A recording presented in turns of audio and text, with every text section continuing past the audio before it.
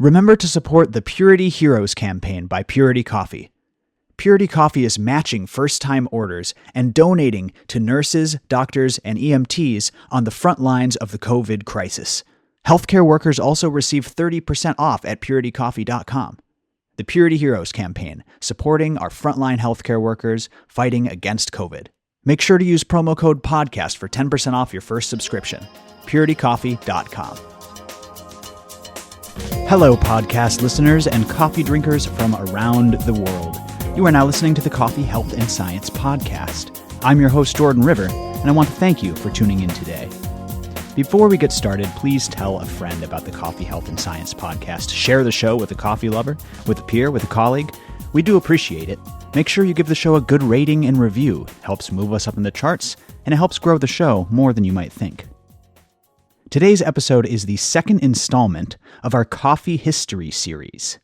In case you didn't catch the first episode of Coffee History, where we discussed both the discovery of coffee in Ethiopia and the incredible journey it took across the Atlantic to the Americas sometime later, be sure to go back and give that episode a listen. But today's show is a very interesting one. We are going to explore 4 times throughout human history when coffee was either demonized or outright criminalized. And there really is a wide range of reasoning behind the animosity. It ranges from religious beliefs to wild claims about the dangers of coffee consumption to even one king who simply claimed beer was superior to coffee in every way. We are going to go through our list in chronological order with a bit of an introduction first. So without further ado, let's explore together 4 times when coffee was demonized or criminalized. When it comes to coffee criminalization, I wanted to start at the beginning with a bit of an honorable mention.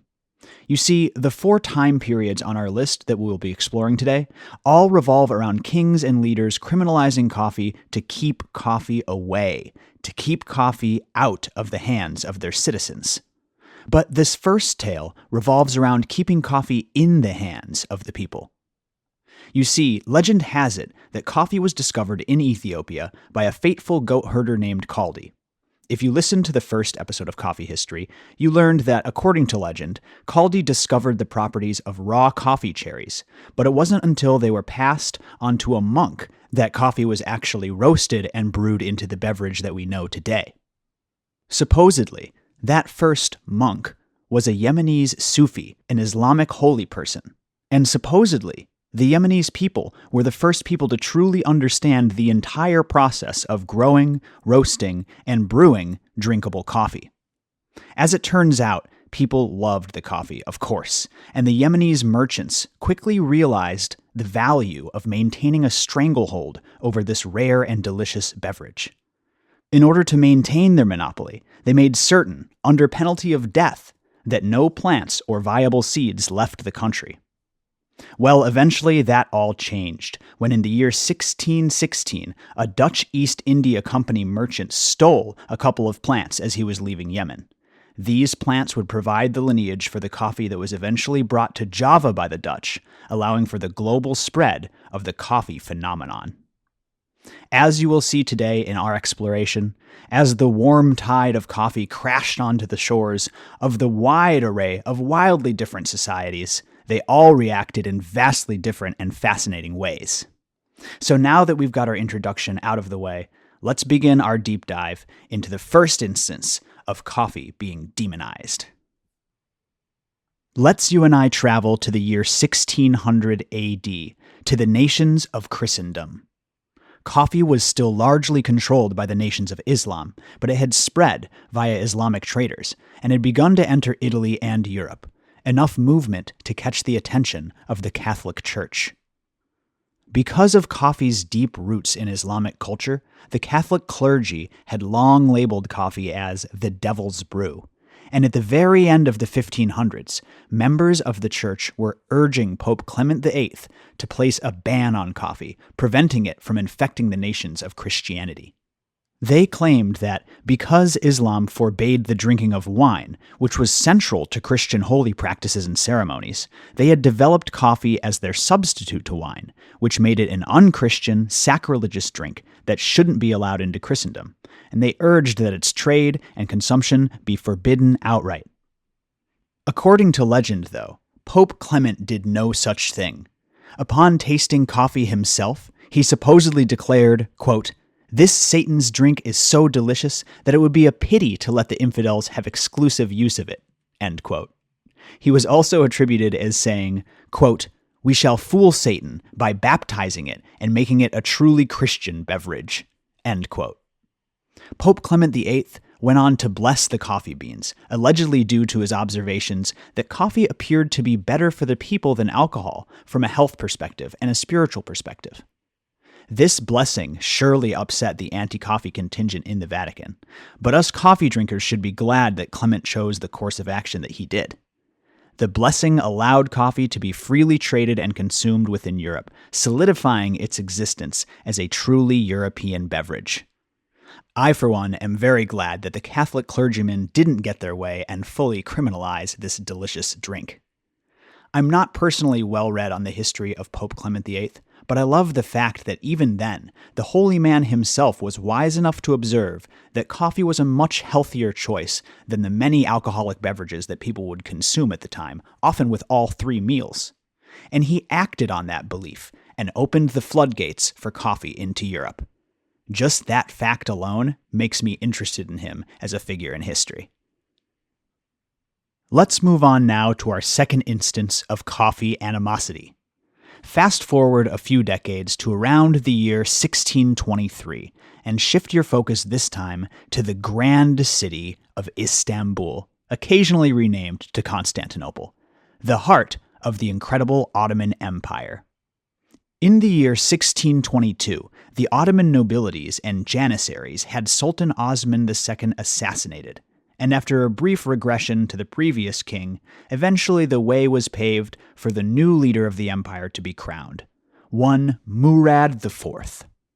Now, the thing is, you didn't want to be a coffee drinker in Murad IV's Istanbul, because you could quite literally lose your head over it. You see, Murad hated coffee. He believed drinking coffee was provoking social decay and promoting disunity in his capital city. Drinking coffee was considered a capital offense under Murad's rule. In Murad's Istanbul, religious leaders preached on street corners that coffee would inspire indecent behavior. As the bean moved west into Europe, physicians rallied against it, claiming that coffee would, quote, "dry up the cerebrospinal fluid," end quote, and cause paralysis. According to one story, an Ottoman Grand Vizier secretly visited a coffee house in Istanbul. He observed that the people drinking alcohol would just get drunk and sing and be jolly, whereas the people drinking coffee remained sober and plotted against the government. Coffee fueled dissent, and this is something you see not just in the Ottoman Empire, but all throughout history.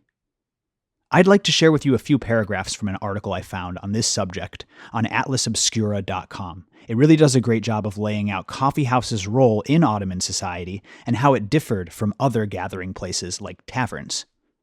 Quote, "More often, secular authorities opposed coffee for political reasons. Before coffee houses, Zilfi points out, there weren't many spaces in the Ottoman Empire for people to gather, especially across social lines, and talk secular matters.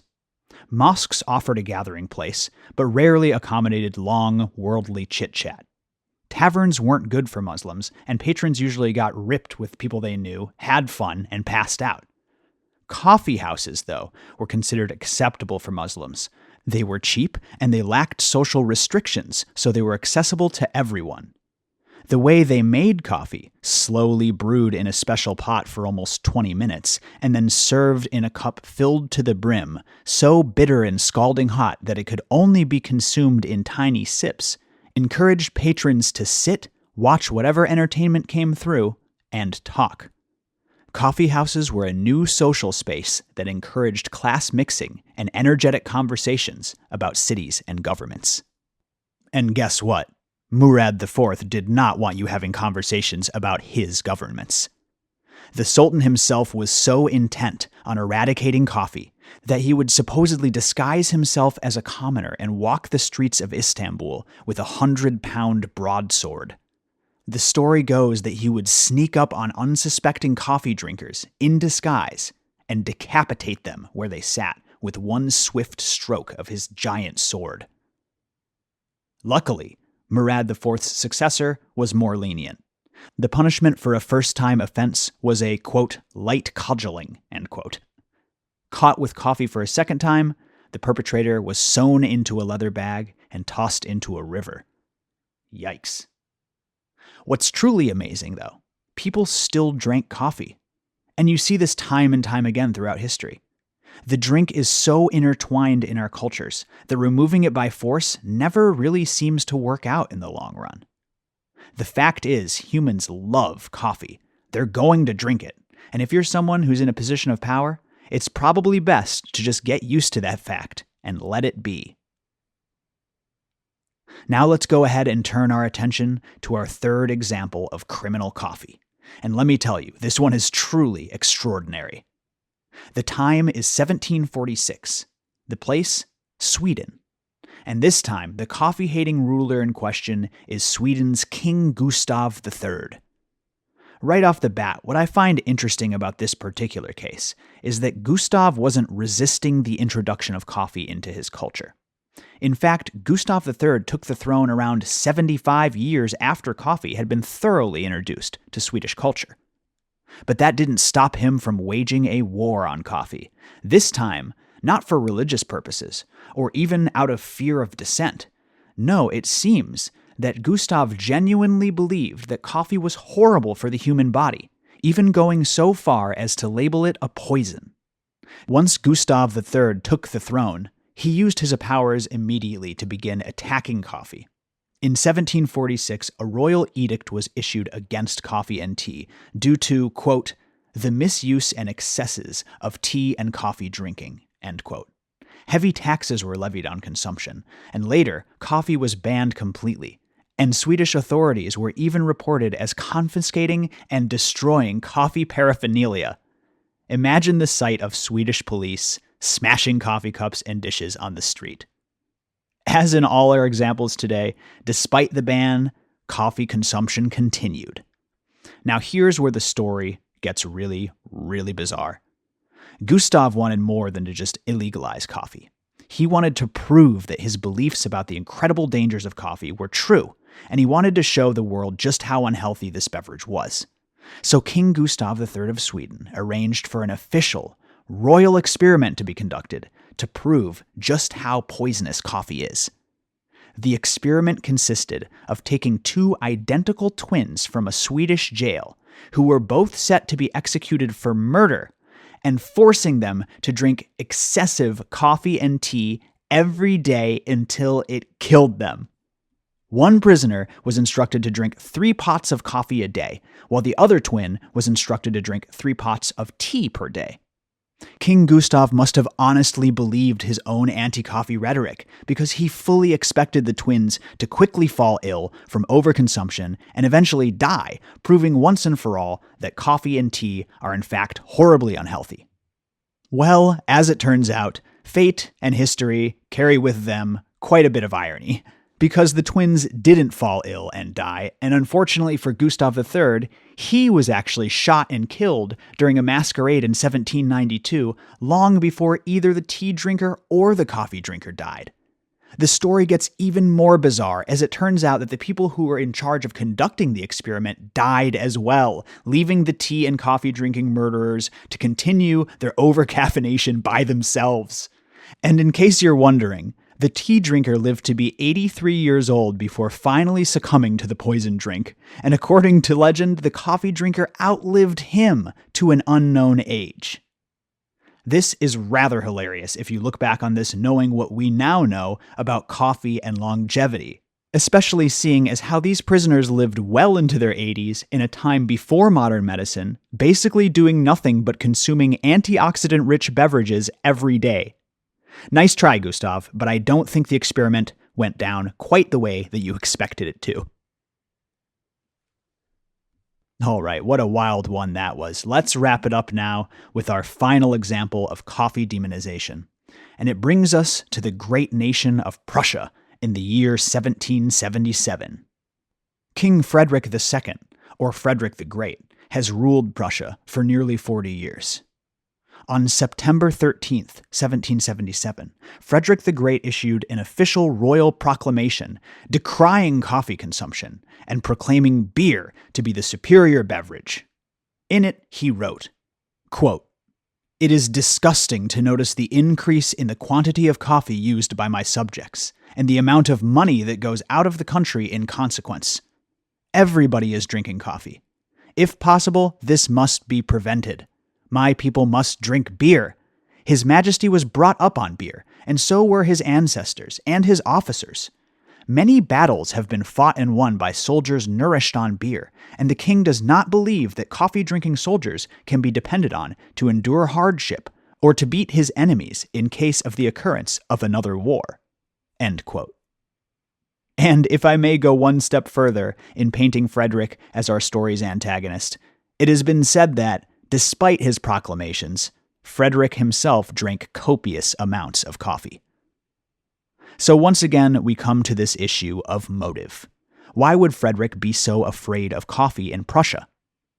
I'd like to quote another article, this time from mentalfloss.com, and it really lays out the subject well and explains Frederick's reasoning. Quote, "For one, Frederick was terrified that excessive imports could ruin his kingdom's economy, and he much preferred to restrict commerce than to engage in trade.